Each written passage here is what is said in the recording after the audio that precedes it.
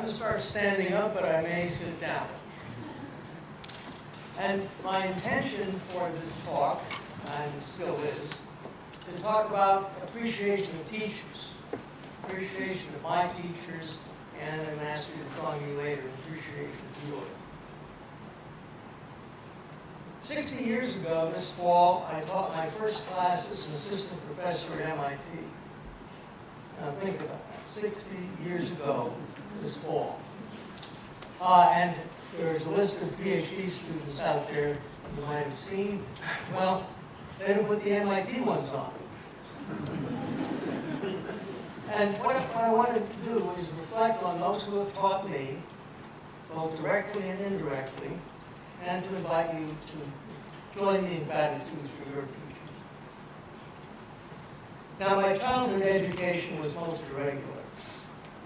I went to PS 138 Queens, think about schools that have numbers, right, in New York, for grades 1 through 5.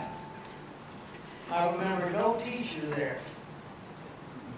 I thank my mother who let me skip school and instead read books from the library, which was across the street, and the newspapers that we sold in our candy store. In December 1945, my mother and I spent the school year at my grandfather's house in Northern Ireland. The local schoolmaster visited twice a week and taught me algebra and other topics I would not study until years later in high school. I also had the Encyclopedia Britannica from about 1910, which was fascinating. A lot of good truths in there. Okay. We returned. I entered the 7th grade in Rockville Center, New York. Notice these are prestige institutions, where I had my first positive experience in a school. Mrs. Shady taught English and math rigorously. College students would return to talk to her. Now, when you're in 7th grade, you see college students coming back to talk to your teacher, you know you're onto something. So it was wonderful to get a very solid foundation in 7th grade math and reading and writing the English language with her. As a matter of fact, she did so well preparing me for high school that when we moved to Linvill, New York, which was the next town on Long Island, to enter Linvill High School, I entered it, I was prepared to enter it in the 9th grade rather than as I would have been in the 8th grade in Rockville Center. Now, I don't think they knew that I was moving from having skipped a year. That was not something that was approved. My mother and I just kept our mouths shut at that time. Mrs. Rappaport, my English teacher at Linvill, asked me before lunch one day what I was reading, and I delivered to offer. After lunch, she gave me a page from a shorthand notebook that was filled with titles and authors of books she recommended. I read every one. Now think about it. She took her lunch hour to prepare this list of probably 50 books she thought I should read. And I've still got that shorthand list in my files.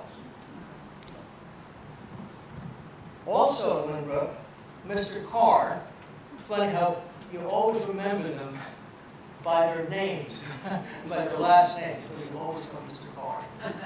Say, hey, Joe or Mike or something. Mr. Carr was my science teacher, junior and senior year. He allowed me to use the laboratory facility after hours on school days without supervision. Think about that. By fermentation and distillation, I brewed ethyl alcohol. Now, you wouldn't want to drink it, right? I mean, it was there, but that was enough. I made soap from lye and fat. Most people don't even know how you make soap if you suddenly were back in the old days. And I also, of course, used electrolysis to make hydrogen for balloons, and they went quite a distance out the school window. Since I had nitric acid, sulfuric acid, and toluene, I could make TNT, in theory. Can you imagine a public high school student today having this opportunity? How many of you had an opportunity like that? Just a few, right? It's amazing. Because he's not looking at you. He's not coming in to see what you're doing. Right? You're responsible for it, good or bad. And if you learn to do the experiment right and get the results you're supposed to get, that's all on you. What would happen to a teacher today who allowed that? Be in the newspaper, right? I mean, the best learning experience of my life at that age would be horrible today when, as a newspaper headline. What's going wrong with education? Anyway, when it was time to apply to college, the principal wanted me to go to his college, which was Union College in New York, good school. Mr. Carr said I should go to MIT, and I did.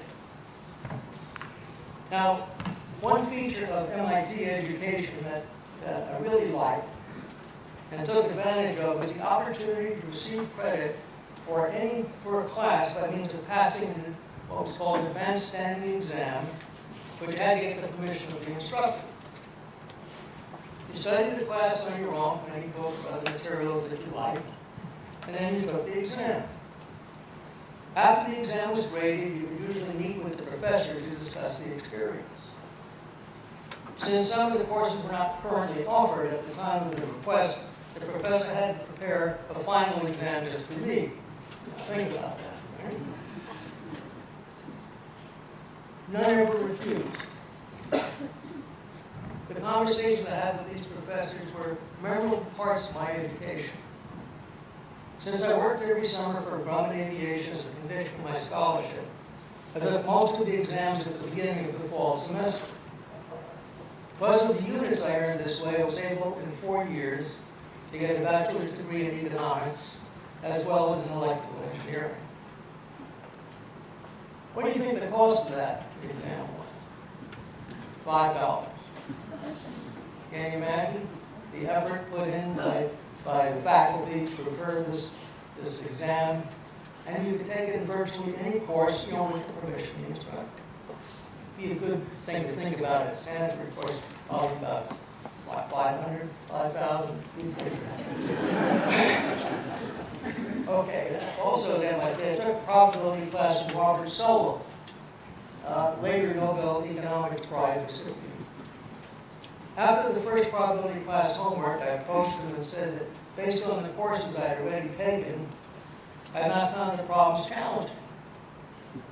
I offered to create such problems and submit them with the solutions for his use in other classes.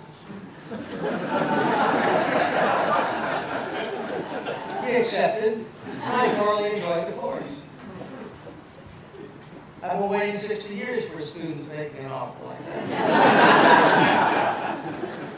Now, a little bit related to decision analysis. How can you tell when you've had a bad outcome? You probably complained about things happening to you. The course didn't win, whatever it is. Okay, so after graduating from MIT, my plan for the summer was to drive to Los Angeles with my college roommate, and for both of us to work there. I'd flown out to this company during the preceding spring break, and I was really looking forward to spending a great summer with them. They treated me like the long-lost son. I mean, gave me a car to rent, all this kind of stuff. Went down to Tijuana, because they were having meetings that day to visit other people. Both my roommate and I had steady girls in Boston who approved of our plans. We drove off in my English Ford and got as far as Pittsburgh before the transmission had a fatal breakdown. Can you imagine? Cambridge to Pittsburgh, yeah. The parts were available only in New York and were expensive. So we checked into the YMCA, and I called my aunt to wire me money for the parts, which she did. After a few days, my roommate decided to return to Boston. I moved to a cheaper room over a bar in the suburbs. Finally, when the car was repaired, I decided to return to Boston, give up on going to LA. I had previously been offered and declined a summer job at Raytheon Research Lab in Waltham, Massachusetts. I called and asked them if the job was still open. They said yes, and I accepted immediately. So far, it seemed like a disappointing prospect for the summer, a bad outcome compared to the plans that we had. I was the only summer student in the lab. There was one consultant, an MIT professor named Bill Linvill. We got along very well. Since I was interested in operations research, he said I should apply to the OR group at Arthur D. Little, premier group in the field at that time. I became associated with the group throughout my graduate work and beyond. Bill became my mentor and guided me through my graduate education. Later, Bill left MIT to become a professor at Stanford with a plan to start a new department called Engineering Economic Systems. I taught his courses at MIT for a few years. And then he invited me to be a visitor to Stanford in 1964 for that academic year. And he sponsored me to become a professor in 1965. So that was 53 years ago. So what does this mean? Well, my disastrous summer disappointment of 1955 was responsible for the best outcomes of my life. We wouldn't be talking here, probably, because I was a happy boy at MIT. But it was hard to ignore California weather. As a matter of fact, I probably told some of you this story earlier. When I arrived here as a family with 4 kids and a dog, and we settled here for a couple of months, I said, okay, Bill, I'm committed, I'm here. Why did you go to MIT? Because he had come earlier. And he looked at me and he said, the weather. I said, the weather? He said, yeah, think about it.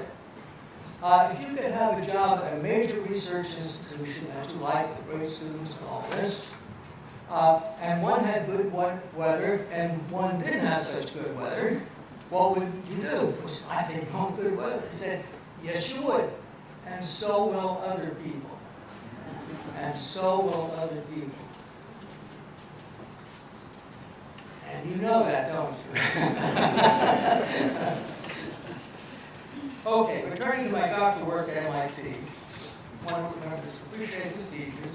I was the only doctoral student of Phil Morse and George Kimball, who wrote the book Methods of Operations Research, based on their pioneering work during World War II. Now, the book introduced operations research to the United States. Now, earlier this week, I'm writing this, and I said, yeah, I've got that book someplace. And I started to go for it. I said, I'm going to look on Kindle. And sure enough, for $9.95, you can get Methods of Operations Research by Morse and Kimball on Kindle. And so I spent a few hours just reviewing it. Because this,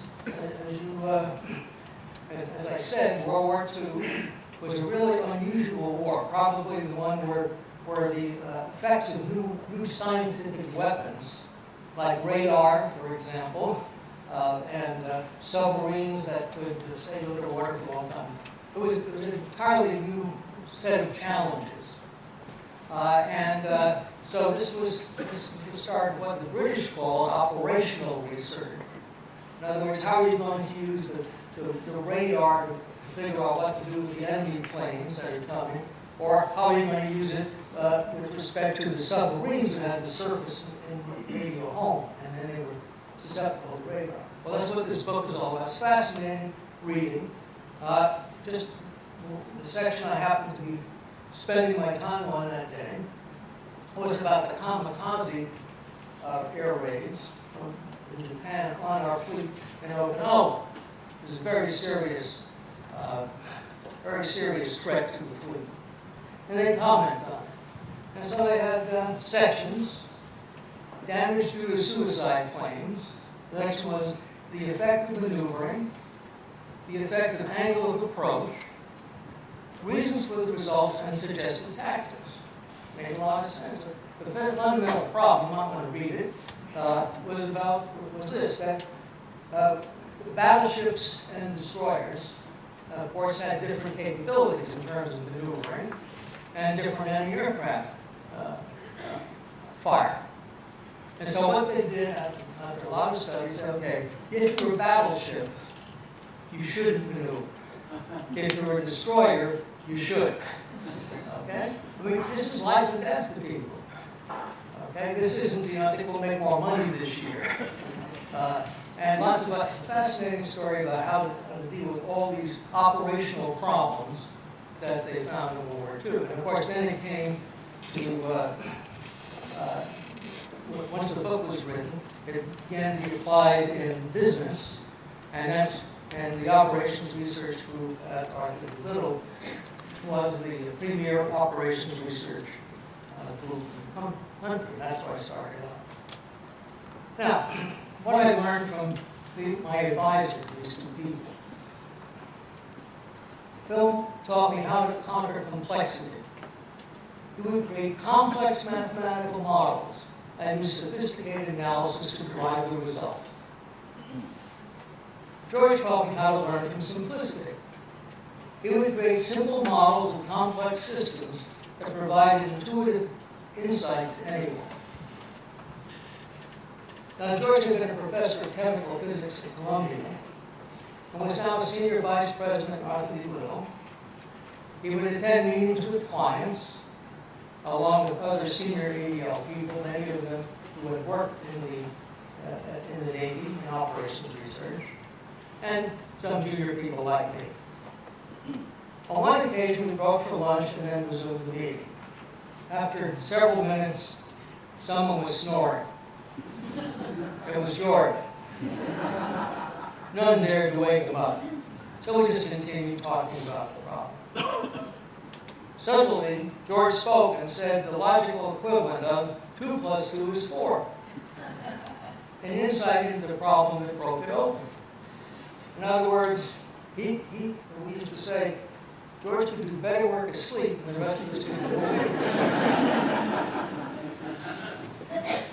Now, we didn't do any planning of the talks today, but I'm going to mention other people I met and learned from. One was Myron Tribus, the Dean of Engineering at Dartmouth, who finally let me understand thermodynamics. Of course, I received an A in, but didn't understand. He also introduced me, as Dean at Dartmouth, to Ed Hooven, whom you may not have heard of, a distinguished mechanical engineer who had designed an automobile aficionado, the Oldsmobile Toronado transmission, which was a breakthrough for mechanical engineers. Now, Ed had a carved wooden sign over his office door, and it said, "You can't make up for lack of a good idea by spending a lot of money." Think about that. I think that the designers of the nuclear-powered airplane never read it, and also a lot of other people. Wisdom is timeless. Myron also introduced me to Ed James by sending me a paper James had wrote. I remember, some of you know this story, I took the paper with me to read while I was getting a haircut at MIT. I read the first few pages, and I wasn't impressed. 20 minutes later, my hair was cut, and I had new views on probability to change my thinking and rap. Absolutely amazing. Okay. Through my work at Linvill, that resulted from the recommendation of Linvill, I met Howard Ratham, who invited me to teach computer analysis 1 day a week at the Harvard Institute of Basic Mathematics for Application to Business. That's a long one. The resident attendees were business school professors from all over the country, many of whom, as a result of this, later became deans of their schools, including Stanford. Howard and I had many discussions about using conjugate distributions to carry out basic analysis. Now, on a slightly different note, I also learned some basic truths about academia. Phil Morris's advice to me: you can do anything at a university if you do not ask for money. Many of the formal and informal courses I've taught over the years were based on this advice. So while I started out, remarkable processes, decision analysis that we do, I got into ethics, and so I had an ethics course. Never asked permission, just had it. And then we had another course later, which is the part of your ethics that you're willing to impose on other people by force, which is the legal system. Okay? And that also has been taught for many years without, I don't think anybody realized that I'm teaching this. And of course, it really made a big impression on a lot of students over the years. They don't even expect that you're going to have courses like this on ethics. But you see, the more effective story about why these came about, the more effective the tool becomes, the more ethical responsibility you have for it. So when you're saying, it would be great if people made decisions this way, and then you see that people were saying, the reason you ought to buy my airplane is we did a decision analysis, which is stupid, right? You can make it come out any way you want. In other words, decision analysis is amoral. You can use it to assassinate somebody or to save a life. The goodness of its use comes from the people who are applying. And that's why we started the ethics course and the course on voluntary social systems. We also had other courses like religious roundtables, which would be informal. And some of those were very deep experiences for people, questioning the religion or lack of it. We had people who were witches come and talk about how they were discriminated against, for example. True. Okay, another major learning, like Phil's advice on money, came this way. Discussing with my MIT W department head the departure of one of my colleagues who was said to be a good teacher. He remarked off the cuff, offhandedly, quote, good teachers are dime a dozen, end quote. Think about that. Good teachers are dime a dozen. I guess it depends what you mean by a good teacher. But that's often the case in academia. By the time you appreciate what any teacher has done for you, it's often too late to thank them. In other words, they may be dead, or you just completely lost touch with them. When becoming a professor at MIT at Stanford 53 years ago, I did write to George Kimball to thank him for what he had taught me. I received no reply, but a few months later, I asked his secretary of many years who happened to teach my doctoral thesis if he had received it. She said yes, and that he was clearly touched by it, but was not often expressive. She said that during the war, his children would ask, is Dr. Kimball going to be home tonight? Okay, well, and appreciate the teachers. I have to appreciate the thousands of students who have been my teachers. Now, you heard the three who preceded. We had no coordination particularly with these comments, but you'll see certain threads that go through all of them. And, it said that the teacher is known by his students. I'll take that. Thank you very much. And finally, I want to appreciate those who have died and from whom I have learned. You heard some today. Bayes, Bernoulli, Laplace, Markov, James, and many others. So when you read what they wrote, it's like having a conversation after decades and centuries after their death. So they're just as alive to you when you're reading their ideas. Probably true of Plato also, and Aristotle. Okay, now I suggest that you take a moment to join me in thanking your teachers for what they've done.